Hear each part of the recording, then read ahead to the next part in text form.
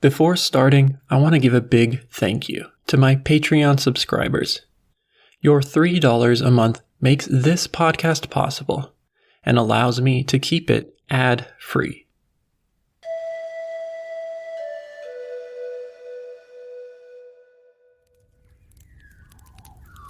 An old man stood facing a vertical rock face. With his nose not far from the rough surface, he could see the mix of red and tan grains. In his hand, a brush made from the chewed end of a stick was covered in mulberry-colored paint, darker than the rock to which he was applying it. He had completed the outline of his drawing, a long oval, and was now filling it with small dots. At the man's feet sat a bag made from woven grass. Inside, he carried his most valued possessions, including his primary hunting weapon, a boomerang carved from acacia wood. To his left, the light of day shone on an old painting of a kangaroo made by this man's ancestors. With pointed ears, long central toes on its hind feet, and thick musculature of its legs, this illustration was an imposing presence to all visitors of this shelter. Above the man, a flat ceiling of rock extended out from the wall, providing partial protection from the elements. Beyond the drip line, tall grasses, bloodwood trees, and the engorged trunks of boabs surrounded the shelter. Over the years, members of this artist's tribe had returned to this place to commemorate important moments of celebration and heartache. These ceremonies often required decoration of the walls. Having finished the dots, the man was now drawing thin tendrils that radiated from one end of the long oval. Taking a step back, he examined his painting, a large yam, one of the most abundant sources of food in these woodlands. Next, he picked up a sharp stone from his bag, walked outside, and cut a bunch of tall grass. After smearing what remained of his reddish-purple paint over the stems and seed heads, he carefully pressed the grass into a section of wall underneath his yam, leaving behind a lifelike imprint. The man was bringing health to his people by immortalizing these revered plants, which had been spread across the land by heroic creator beings at the start of time. This man lived 17,000 years ago in the Kimberley region of northwestern Australia. He lived in a society in which rock art depicting plants and animals in a realistic style was an important element of ritual life.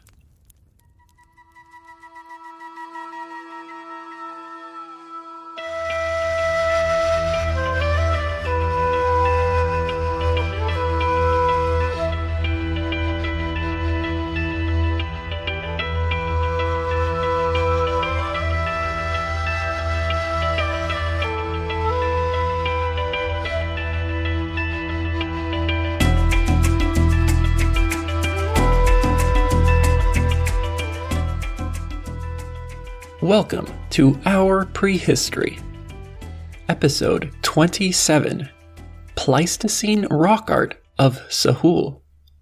In New Guinea, Australia, and Tasmania, human societies evolved without contact with those on other continents. This isolation, along with a mix of tropical, arid, and temperate environments, led to the development of unique lifeways. Sahulian hunting, gathering, and fishing economies were highly varied and more focused on small animals than those in other parts of the world. Also, the simplicity of their stone tools and the use of stone axes was quite different from the technology in regions affected by the Upper Paleolithic and Late Stone Age.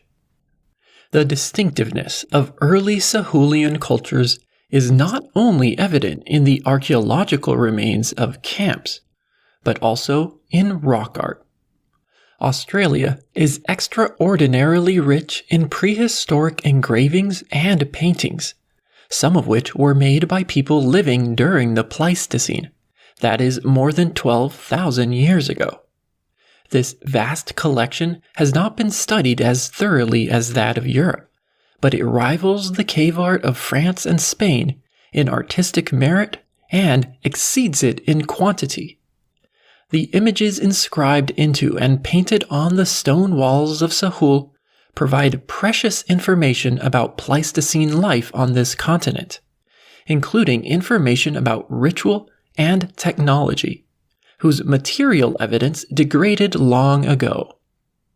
Today, we will explore the oldest rock art of Sahul, which evolved into a variety of artistic traditions, some strikingly different from those of Europe. Across Sahul, an astounding amount of prehistoric rock art has survived. It's estimated that in Australia, there are about 100,000 different rock art sites, a far higher density than in Europe. The images at these sites depict animals, animal tracks, plants, humans, and more cryptic symbols and patterns. Among these drawings, distinct styles are evident, likely products of different times and regional cultures. Sahulian rock art includes both paintings and engravings. Engravings in Australia are referred to as petroglyphs, which were made by a variety of methods, including pecking, scratching, and abrading the stone. Australian petroglyphs range from simple dots, circles, and lines to more complex representational art of animals and humans. They degrade more slowly than paintings, in most circumstances, so engravings are likely to be the oldest surviving art in Sahul. In Australia, most rock art is found on the walls of sandstone rock shelters and boulders, relatively exposed to the elements. Caves are uncommon in the northern half of the continent, but in the south there are a handful of deep limestone caves that people did decorate. This marks a difference from European rock art, which was mostly produced inside caves. Last time we learned that painting stones was an ancient practice in Sahul, with a few examples dating to more than 28,000 years ago. However, those early cases of dated painted rocks consist only of smudges or lines of pigment, devoid of recognizable shapes or figures. Today, we will examine the rock art that can be deciphered, to examine what the earliest hunter-gatherers of Sahul chose to draw. During this investigation, we will be limited in what we can say about the age of this art. In general, the engravings and paintings of Sahul are poorly dated. In most cases, we won't be able to associate specific types of drawings with exact time periods. It's believed that most of the currently existing rock art in Sahul was made by people during the Holocene, in the past 12,000 years. Unlike in Europe, this practice continued after the end of the last ice age, and is still part of Aboriginal Australian culture today. But experts do have reasonable evidence that certain styles of rock art are older, and that is what we will focus on here. In a few rare cases, identifiable images have been directly dated to the Pleistocene, mostly to the end of this period between 20,000 and 12,000 years ago. These exceptional cases have shown that during that period, abstract art was common. For example, in northeastern Australia, more than 13,000 years ago, people engraved trident-like symbols and more intricate maze-like designs into the walls of several rock shelters. At the southern end of Sahul, other groups of people created hand stencils by blowing red paint over a hand held against a wall. These have been found deep within 3 Tasmanian caves, and are also known to be more than 13,000 years old. Hand stencils like these and handprints have also been found in New Guinea and Australia. Another case of dated Pleistocene rock art comes from southern Australia, where more than 20,000 years ago, people ran their fingers through the soft clay-like deposits on the walls of limestone caves, leaving behind winding patterns, reminiscent of similar finger markings in French and Spanish caves. Sometimes called macaroni for their curved patterns, they have been found in 37 Australian caves. It's fascinating that these finger markings, along with hand stencils and repeated geometric symbols, were also part of early artistic traditions in Europe. Much like ochred burials, these simple motifs were universal prehistoric symbolic practices, stemming perhaps from an innate desire of people to register their presence. But the Pleistocene art of Sahul went far beyond those dated examples. Prehistorians believe that several distinct styles of abstract and representational art developed before 12,000 years ago. This is based on detailed studies in regions of Australia with high concentrations of rock engravings and paintings. These studies have identified similarities between images to classify them into different styles. Then, researchers search for instances in which prehistoric artists engraved or painted over top another image, and they compare the amount of weathering in these works of art. When drawings belonging to a certain artistic style are consistently superimposed by others and appear more weathered, they can confidently be considered older than other types. Using these techniques, regional sequences of rock art styles have been reconstructed in Australia, and many of the oldest styles are thought to be more than 12,000 years old. Stylistic analysis, superimposition, and weathering were all used by the prehistorians of European rock art before direct dates were widely available. These early studies produced some accurate sequences, later confirmed by direct dating, but also some erroneous conclusions. So we should treat the Australian stylistic sequences as hypotheses, not as facts. In some cases, experts disagree about where certain motifs fall in these relative chronologies. One of the oldest styles of rock art in Australia is called the Panoramity style, found at many locations in the central deserts of the continent. The people who produced Panoramity art engraved a variety of simple shapes into rocks, often nearby water sources. These petroglyphs included concentric sets of circles, groups of dots, and intriguingly animal tracks, especially those of kangaroo and emu, the large flightless bird. More rarely, complex maze-like designs and simple drawings of lizards are part of this ancient artistic style. These shapes were precisely engraved by holding a sharp stone to a rock wall or boulder and hammering it with another object. This pecking technique was repeated over and over to remove small bits of stone at a time. Some experts theorize that Panoramity symbols were used by the first colonists of Sahul to mark the new territories they entered. The amount of weathering on these carvings is the primary evidence used for their old age, though their precise date is unknown. Across the arid region, Panoramity art shows remarkable similarity at sites separated by hundreds of kilometers. The concentric circles alongside animal tracks, repeated at such distances, are physical evidence of wide-ranging networks of early Sahulian inhabitants of the desert. Petroglyphs resembling the Panoramity style have also been found in Tasmania, in northeast and southeast Australia, and in the western deserts. As a result, this tradition was once theorized to be a continent-wide phenomenon used by the first Australians.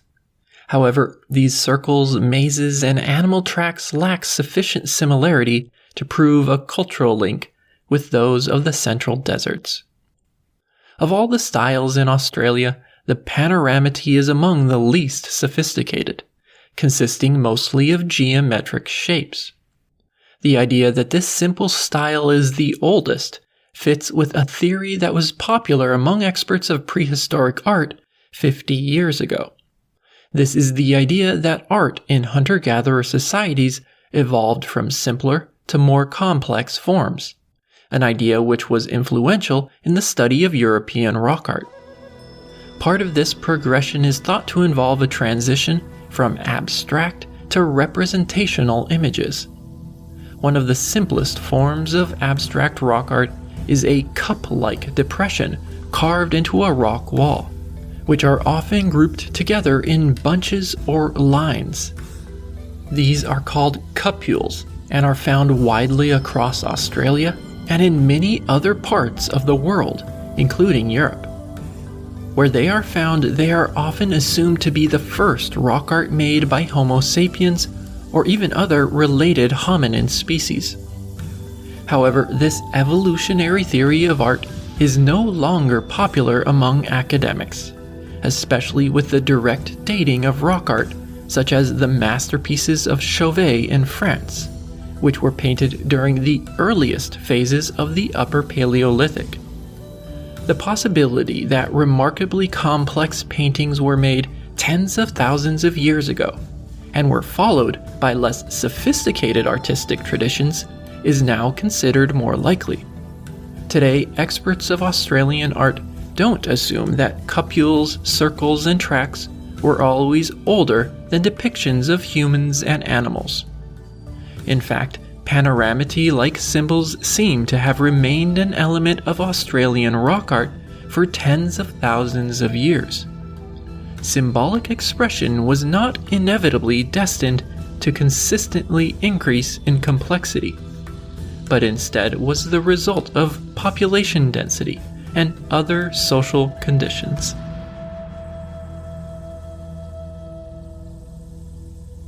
Whereas panoramity petroglyphs are primarily associated with Central Australia, other regions contain drastically different Pleistocene-aged styles of rock painting and engraving.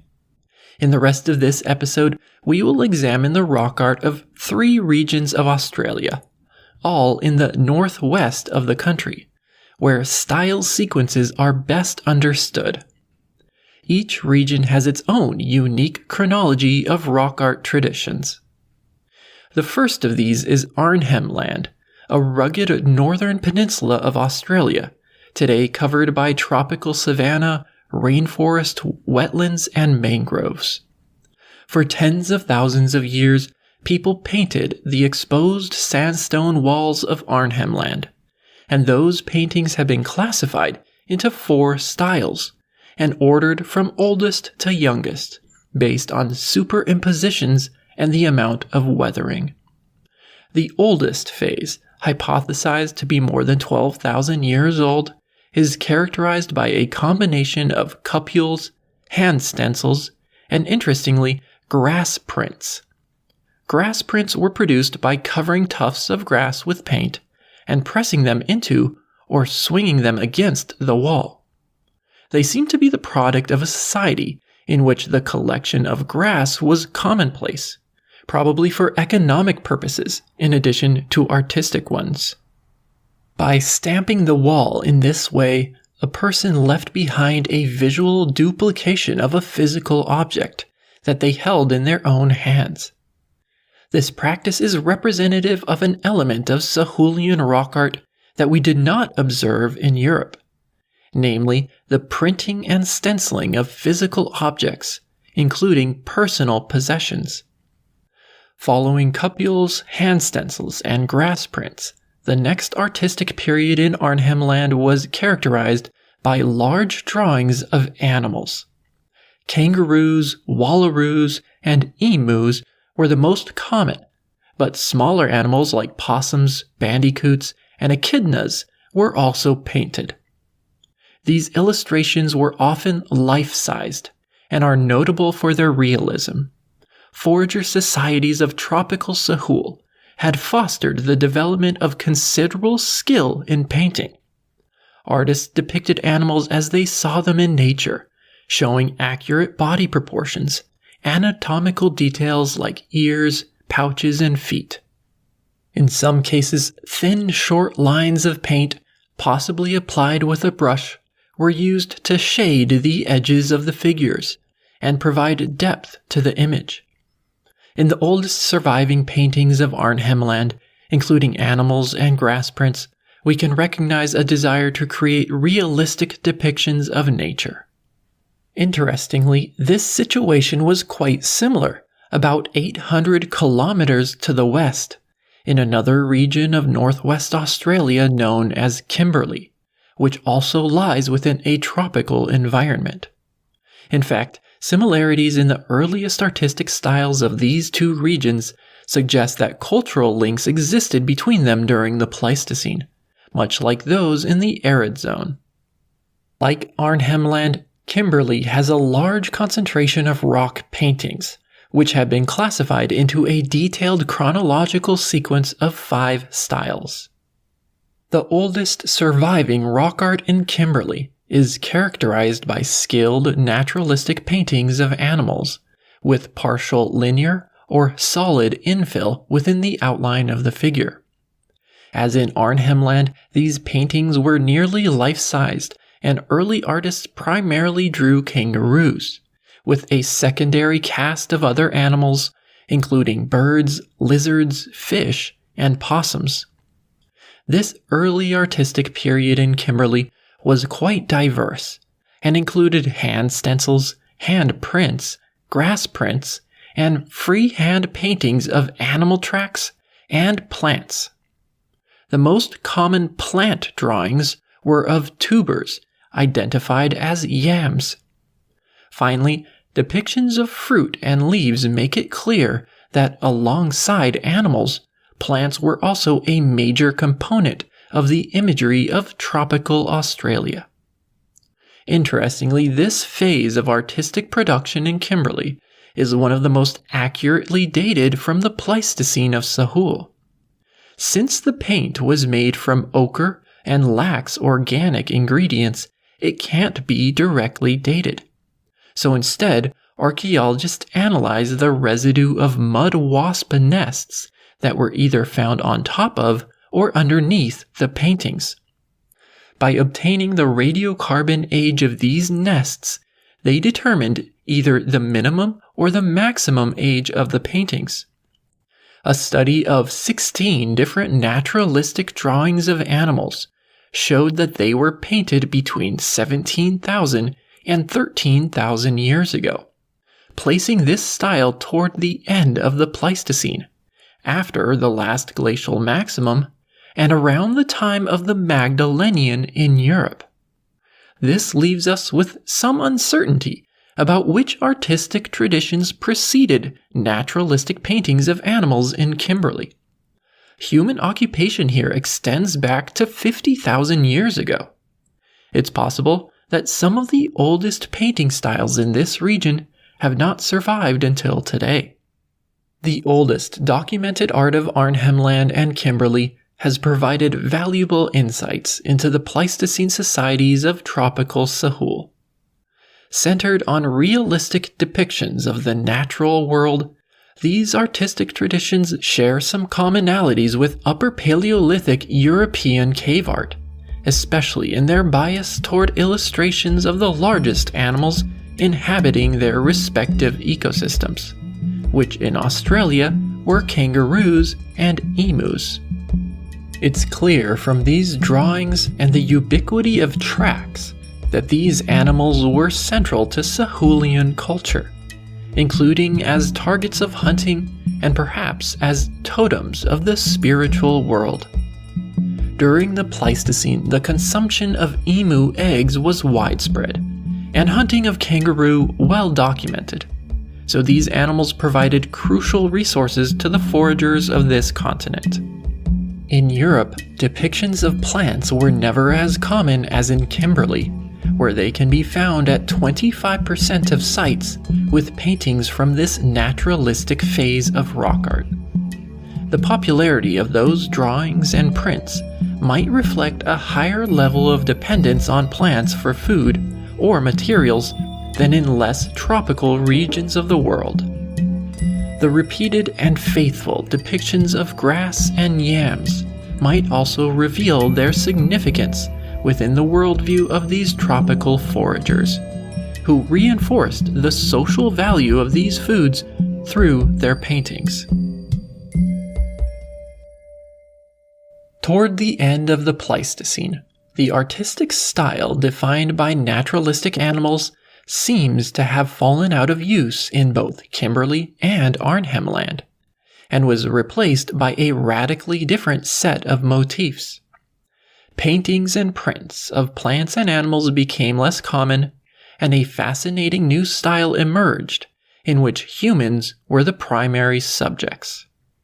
Radiocarbon dating of wasp nests above and below these paintings at 14 sites in Kimberley showed that this new style flourished within a short time span, between 12,700 and 11,500 years ago. This is essentially the final millennium of the Pleistocene, a time when the climate of the world was changing dramatically. In northwest Australia, major rises in sea level were flooding vast expanses of coastland, and strengthened monsoons were bringing more rain and greener landscapes. These environmental shifts seem to have coincided with a major cultural change, as reflected in rock art styles. In Kimberley, the new paintings are known as the Guion style. Human figures of the Guion style were finely painted, graceful, and slim-bodied. Unlike the animals of the preceding art, these paintings were stylized and not anatomically accurate. Heads were small and featureless, torsos and legs absurdly long and thin. Extravagant long headdresses, armbands, and tassels hanging from their shoulders and waists adorned these figures. Some held objects in their hands, including weapons, tools, and fern-like leaves. Some Guion paintings depict people from a static frontal perspective, while others were drawn in active poses, including running and dancing. Most stood 30 to 50 centimeters tall. Precisely and skillfully painted with brushes, the Guion figures followed strict parameters, which must have been perpetuated through formal teaching of the techniques required to replicate these images. In Arnhem Land, human depictions took on a similar form, again reflecting cultural connections over hundreds of kilometers. Known as dynamic figures because most are shown with legs spread apart, they appear to be running, and in some cases doing the splits. They share some features with the Guion style, including long, thin bodies and the presence of headdresses, armbands, and weapons. Interestingly, the artists often arranged dynamic figures to form scenes. Sometimes human bodies were combined with the head of an animal, demonstrating the presence of either hybrid mythological creatures or masked shamans in Sahulian art. The dramatic shift from painting realistic animals to stylized decorated humans marks an important turning point in the prehistoric cultures of northwest Australia. Some experts argue that dynamic figures depicted ceremonial activities, given the ubiquity of headdresses and other paraphernalia. The shift from illustrations of nature to those of human rituals might reveal that concern for social interactions was increasing, perhaps due to a growth in the human population. This theory has some plausibility.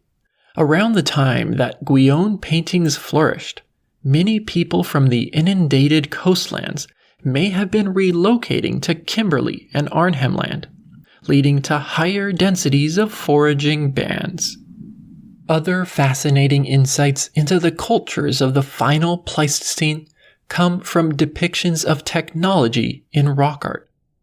Some paintings show tools made from wood and plant fiber, which don't survive in the archaeological record. For example, both Guion and dynamic figures held tools, such as digging sticks and stone axes with wooden handles. Others are shown holding weapons, including boomerangs and wooden spears, some of which were armed with barbs. Boomerangs were also represented in rock art as stencils. People held these flat, curved wooden throwing sticks against stone walls and blew paint over them. Boomerang stencils are common in both Kimberley and Arnhem Land, which allows for the documentation of the size and shape of some of the oldest boomerangs in the world. Interestingly, they ranged from slightly curved to sharply angled, and from symmetric to asymmetric. Some boomerang stencils are thought to be contemporaneous with the paintings of naturalistic animals in Kimberley, so this type of hunting weapon had probably been invented by around 17,000 years ago. Stencils from this period reveal another element of organic technology: bags woven from plant fiber, with a single long strap for hanging over a shoulder. Even some dynamic and Guion figures wear these bags. Like boomerangs, woven bags like these remain in use by Aboriginal Australians today. The dynamic and Guion styles seem to highlight the importance of certain personal possessions. At the end of the Pleistocene, bags, boomerangs, spears, and elaborate headdresses were valued within the societies of Northwest Australia. Were these items of prestige? Exhibition of status becomes more common as hunter-gatherer societies grow more complex, which again may have been the case under the improving conditions of this period. One interesting note about the rock art of Australia is that it shows interesting connections with that of New Guinea and Tasmania. For example, in Tasmania, some geometric petroglyphs, including decorated circles, have been claimed to resemble engravings in southern Australia. Also, in western New Guinea, several caves contain stencils of boomerangs, like those of northern Australia.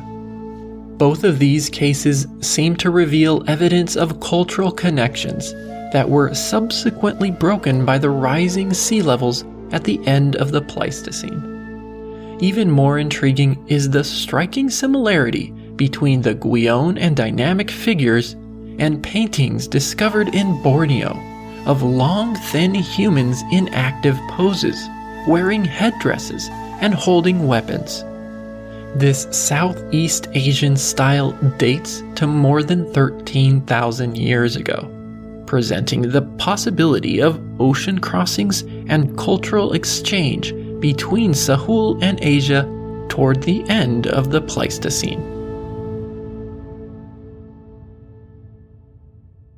To the south of Kimberley lies Western Australia, where a sequence of rock art styles has been proposed. This region covers part of the arid zone of Australia. It's a remote territory ranging from coastal shrublands to mountainous and sandy deserts. It's crossed by sparse rivers and springs that support life. In Western Australia, engravings, usually found on boulders and exposed bedrock, are thought to be an older form of rock art than the local paintings. In fact, Aboriginal people living there today say that the petroglyphs were made by creator or ancestor beings, but associate paintings with their own human culture. Some experts believe that the oldest petroglyphs in this region resemble the Panoramity style, with cupules, circles, and animal tracks, linking them to the arid zone in the center of the continent. On the other hand, the engravings of Western Australia do not share much in common with the painting styles in Kimberley and Arnhem Land. The hunter-gatherer bands of the deserts may have belonged to a distinct cultural realm than those in the more humid north. This separation is demonstrated by a unique and elaborate style of petroglyph found in Western Australia, which evolved from the circular and maze-like panoramity motifs. These engravings are called archaic faces, and are characterized by two large eyes composed of concentric circles surrounded by intricate patterns. A heart-shaped outline delimits many of these faces, and a short line sometimes represents the mouth. Some wear what appears to be a tall headdress. Others connect to a body. Archaic faces have been found at sites as far apart as 1,000 kilometers, stretching far into the central arid zone of the continent, demonstrating the extent of early social networks in the desert interior of Sahul. The identity of these faces remains ambiguous. Some are disembodied and enigmatic, but others are clearly human. Other styles of petroglyphs found in Western Australia depicted human bodies more clearly. Of a similar age to archaic faces, one of these types of engravings stood up to 3 meters tall, with intricate linear and dotted patterns decorating wide globular bodies.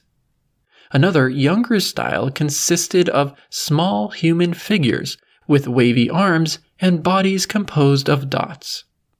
During the archaic face period of rock art in Western Australia, desert artists also engraved elaborate, curvilinear, maze-like designs, and occasionally small, simple animals with stick legs.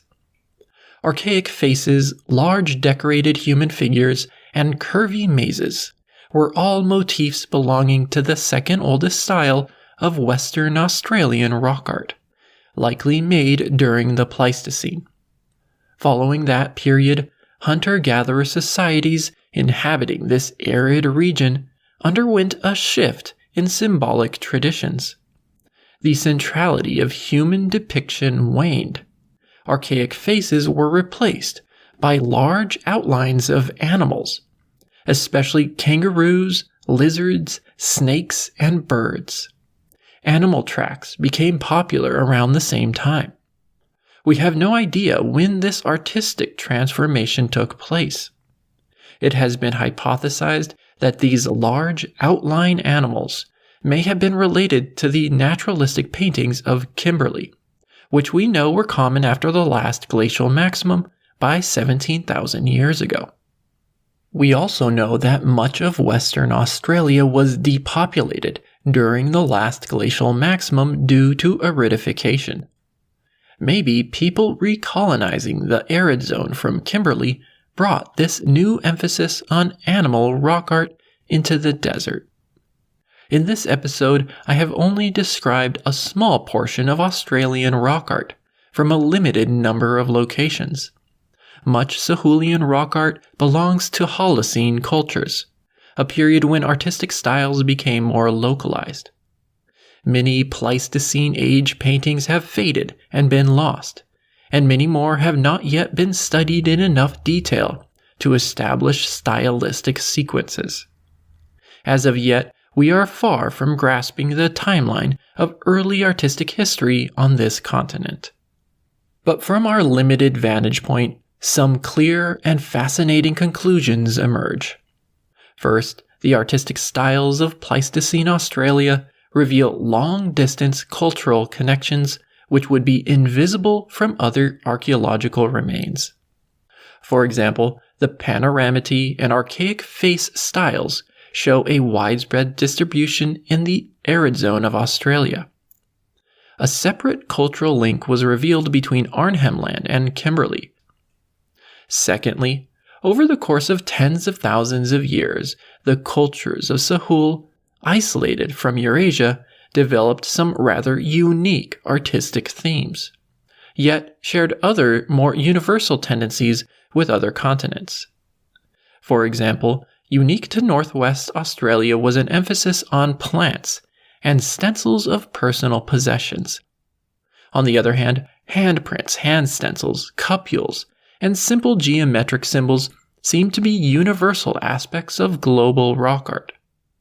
Common across Sahul and other continents, they seem to have been simple ways in which people could leave behind evidence of their presence. The things people chose to depict in Sahul changed over time through the Pleistocene. At some times, animals were central. At other times, humans or abstract shapes and patterns. Drawings of humans were usually stylized, whereas some animals were painted naturalistically. Realistic and large depictions of animals are reminiscent of the Upper Paleolithic rock art of Europe. Interestingly, at the end of the Pleistocene, as climatic conditions were improving rapidly, a major shift in iconography took place in Northwest Australia, with the introduction of guion and dynamic figures, while Azilianization led to the decline of naturalistic cave art in parts of Europe. In addition, Australia lacks an emphasis on female imagery, such as the Venus figurines and engravings of Europe. In Australian art, the sex of human figures was sometimes indicated by female breasts or male genitalia, but often those identifying features were not included. And when the sex was made clear, men tended to outnumber women. It would not be surprising to learn that the Pleistocene cultures of northwestern Australia had quite different perceptions of gender in society and mythology than those of Upper Paleolithic Europe. Finally, and most importantly, the decoration of boulders and rock walls was a common practice among Sahulians. A wide range of techniques were developed by nomadic foragers, and some of the oldest rock art demonstrates remarkable talent. Engraving and painting traditions stretch far back into the Pleistocene, and served a central role in the life of these hunter-gatherers, whether it was a way of recording information, connecting with the spirit world, reinforcing social relationships, or aiding in the recounting of mythological stories. Rock art was as important to Sahulians as it was to their contemporaries in Europe. In our next episode, we will look at the impact that the last glacial maximum had on life in Sahul. If you've enjoyed this episode, please consider becoming a patron of the show. Your support will allow me to continue bringing you our prehistory.